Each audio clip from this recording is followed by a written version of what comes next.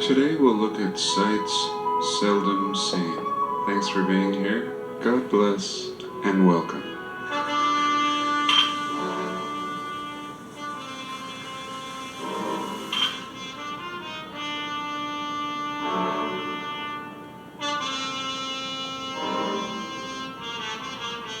The astronomical clock in Prague has now been altered to fit their narrative. This is one of my favorite clocks and one of the oldest clocks in the world. I've discussed it many times, and I think it has been altered many times throughout history. Certainly these ridiculous figurines are modern, but otherwise the clock holding up pretty true to what we have discovered in this research. The eclipses, the orbs, the luminaries circling around us. And here this clock in plain sight was showing us how the luminaries actually work, especially in relativity to our own realm below. And we can see our realm here, a flat earth projection similar to the United Nations map, again in plain sight. And it gave me peace that this clock was preserved for all to see. And all that changed very, very recently. And let me show you. So here is the old clock, the old projection, and let me show you the new one. Proof that deception is an ongoing thing. I mean, why not leave the damn clock alone? It's been here, according to history, for around 1,000 years. For a long time. And here we go. Now injecting this cheap globe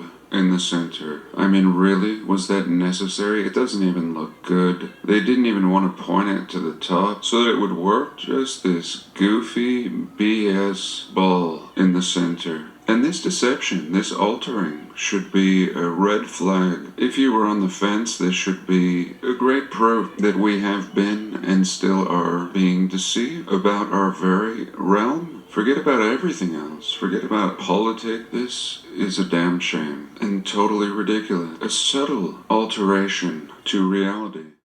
One of my favorite things to do is check out maps. And this map tool is probably one of the greatest things they've given us. And a lot of parts, especially around the edges where they don't permit travel, things get kind of blurred out. A lot of the oceans blurred out, but otherwise pretty good. I don't think these images come from satellites. I don't believe in satellites. I don't see them, and I've looked at the stars intimately, the sky, for 20 years now. Just part of the landscape. But one of my favorite things is these grids, the old footprint underneath the cities. The cities take advantage of these layouts, many subdevelopments built on this circuitry. As we can see here in Pahrump, Nevada, just a wasteland, but yet something surviving. Even here we can see flowage, and it doesn't intrude with these patterns. There's some more over here in California City. California City, the middle of this cooked out wasteland, and we can see that same circuitry. And they're trying. They have been trying for 100 years to get people to move out here and cover up this circuitry, sell it off as neighborhoods, but it's not happening. Here they've packed a little section, really packed them in like sausages, now providing a charge. And these are some of my favorite examples because they're just pretty clear, in my opinion. No fool would lay out a subdevelopment like this unless they were mad. No, but I like it. I mean, it's intelligent design, and it would be very difficult to lay out and to survey, but once it's here, there's no reason not to develop it. In the same pattern, no shrubs or trees grow on these lines, and here we can see a super straight Peruvian line jutting out from the city by the dump, of course. Dumps, golf courses, mines. Really a small dump. It doesn't look so dumpy. But anyway, this Peruvian line shooting out from out of the town, and we can follow and follow and follow, and here we go. We start to see a little more undeveloped, pretty much buried and cooked out, but we still see the circuit pattern. And then here we go. Boom. this mega undeveloped circuit footprint.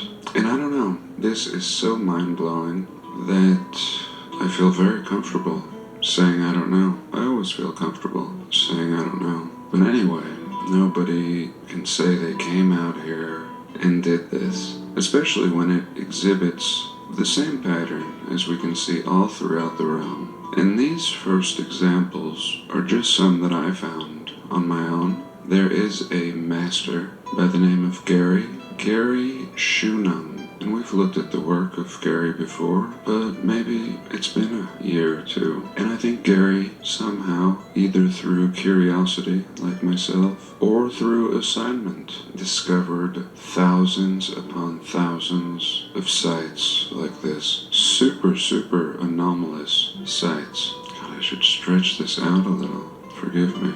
It's a little better. So instead of telling you what I think, I'd rather tell you what Gary has to say here.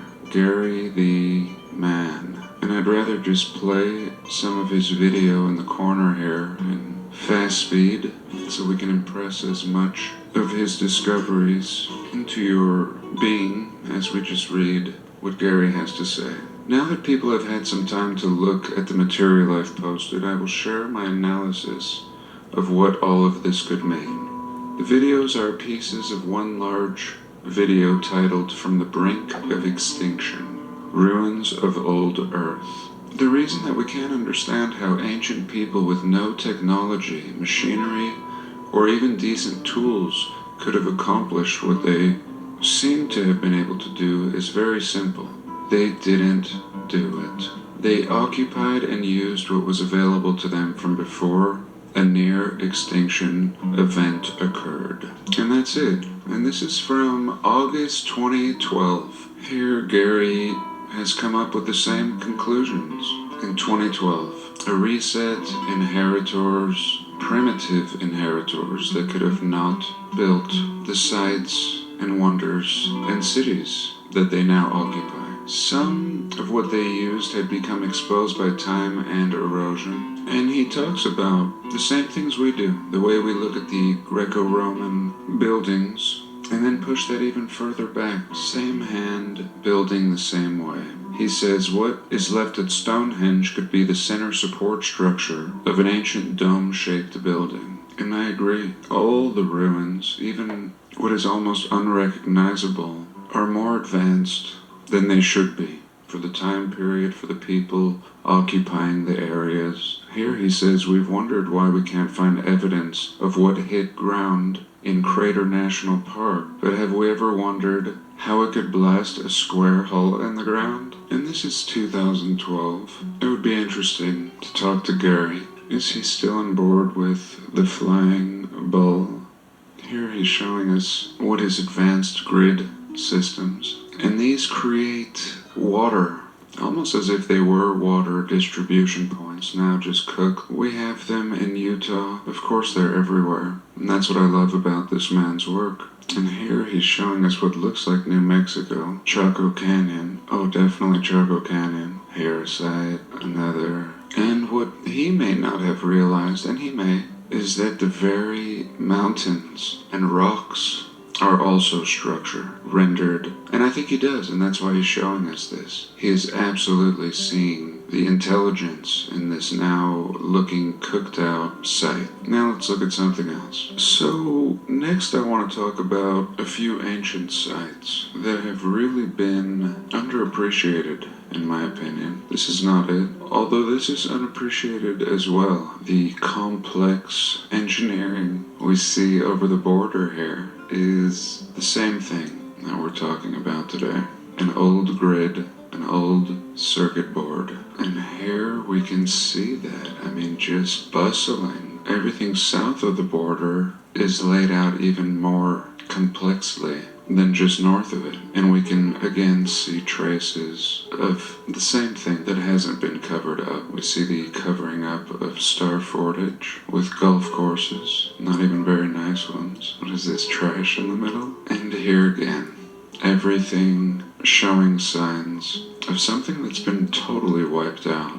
I had planned on jumping back in and going south and exploring all Mexico. I mean, it really took me on a wild ride. Here I would like to show some old sites. I've shown this place in past videos. It's about 3 hours away from my house, and we're told Native Americans built like this and lived like this. You need a ladder to even access it. And did they build like this, or was this area absolutely raw? I think that's where we get the expression. Everything displaced, scattered, and blamed on the Native American, like they were so stupid. If that were the case, it'd be extra genius, really. And then we see Petra looking like this. Question is, are these structures in the process of being built, or have they been destroyed? Is this carved, or is this cooked? Now it looks cooked, looks like it was once complete, and has melted like a candle. A lot of people oppose this idea, but who could oppose this idea right now? Please let me know. We're told this was carved, perhaps incomplete. And is it? Here we can see these columns are made out of solid brick, and the plaster has come off. We can see his pants. Pants over the brick down here. Maybe a she. And here as well, the old world. Almost looking carved. If it were to have aged anymore, people will think these were carved into mountains. And yet we see the core of brick facading. Look at the columns. Once possibly Greco-Roman looking columns facaded over brick. Again, the transitioning of brick. We see a little pocket right here. Over on the left side, the brick almost looking natural. Looking like something I would see in my backyard. And here's something I saw in my backyard yesterday. I mean, all of Utah is made of block. I seem to have missed that in my schooling. The idea that the realm was formed as block with what looks like mortar in between. Nature was not so disorganized, but rather block-centric. Sorry. And oftentimes, Chief doesn't like these areas, and he loved this area. Kept pushing me to go further and further, and it did get better and better. And most people don't care about these areas I explore. There's pine trees and rivers back here in the mountains, and people hunt and fish and hike up here. Nobody's interested in this because they don't know. But when you know, it's actually very interesting. And suddenly we can look everywhere, all throughout the realm, and make sense of what we're seeing. And this is an old reset, like I've said before. This is the oldest reset. This one cooked everything. Beautiful buildings turned to rock. And usually we explore the following reset, where the beautiful architecture remains. Stuff we're told was built in the 1800s. But I think it's very important to examine this way back reset. Here we can barely see the building anymore. But it's here. Here a little better. And again, these windows, the locals pop them out. They're very thin. Just a veil, a thin veil of rock curtaining. Here we can see some pop-out points. And again, we're told carve, that's all. And now let me move on to the next part.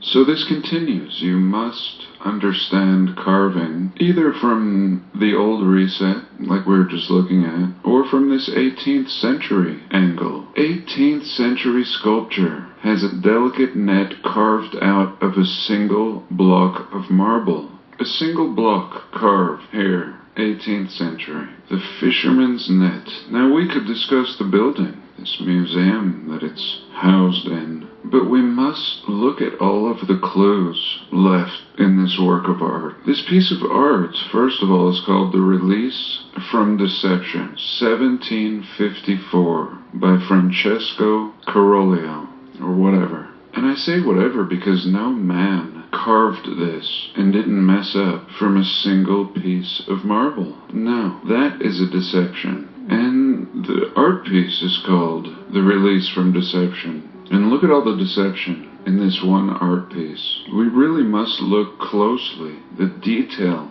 each piece of rope, intricate. The Release from Deception depicts a scene that is both biblical and allegorical. It features two subjects, an angel and a fisherman. The angel stands on a globe as he untangles the man from a fishing net. Deception. And I think the maker of this piece was freeing us from deception. He knew that one day we would be told this was carved, and he also knew that this was uncarvable by hand. And how could you make a piece like this? Well, very simply, you can 3D print them. Here again we see this supposed artist, Francesco, a marble statue carved 264 years ago. Carved again. Really? One block of marble. The beetle? This is really not only an advanced sculpture, but advanced people. Look at this outfit, and I think it's interesting. Currently, AI is the big thing, the new thing, and we on this channel have been discussing this for years, that it appears that the old world was 20 times, 100 times more advanced than we are today. You could get a 3D printer to make this out of plastic today, but not out of marble. Not yet. And when it comes to building all these old world buildings, as we discuss on this channel over and over, people in horse and wagon would not be capable of building structures out in the water using millions of bricks. Especially, we're told most of these builders were often soldiers building on their spare time.